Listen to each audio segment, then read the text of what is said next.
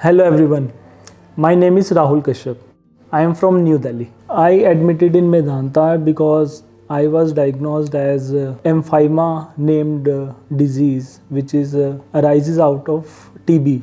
I visited to Dr. PC Kaushik. He suggested me to get CT scan done. In CT scan report, emphyema was diagnosis, which is one of the lung infection. So he referred me to Dr. Arvind Kumar team for further consultation about this. So I took OPD appointment with him because I have all the reports, CT scans, everything. He just took the decision that surgery is required to be carried out. So within 2-3 days at my home we decided that मेरे को ये surgery plan करनी ही पड़ेगी.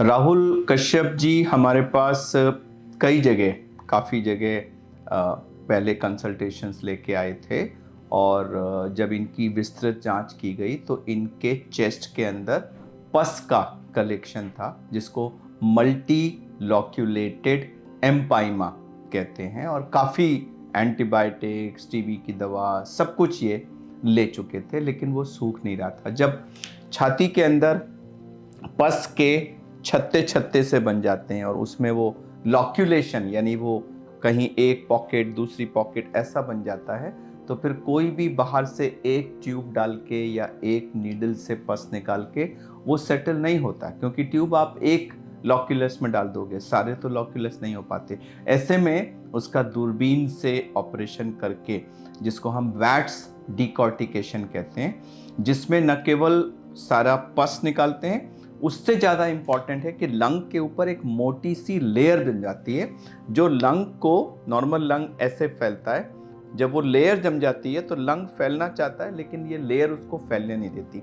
तो जैसे केले के ऊपर से छिलका छीलते हैं ऐसे ही हम उस पूरी लेयर को छील देते हैं तो फिर लंग पूरा फैल जाता है. तो एक आपने पस निकाल दिया, दूसरा आपने वो लेयर हटा दी और लंग को रिलीज कर दिया.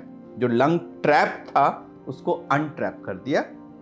लंग फैल गया, पस निकल गया, फिर लंग अपना पूरी जगह घेर लेता है और उससे प्रॉब्लम पेशेंट की सेल हो जाती है. तो राहुल जी के साथ भी यही था कि जब इनका कंप्लीट वैक्स डिकॉर्टिकेशन कर दिया गया तो उससे लंग एक्सपैंड हो गया.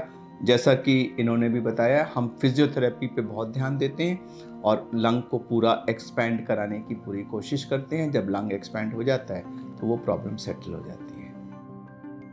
As and when I got admitted, starting from the admission till the discharge, everything is very perfect.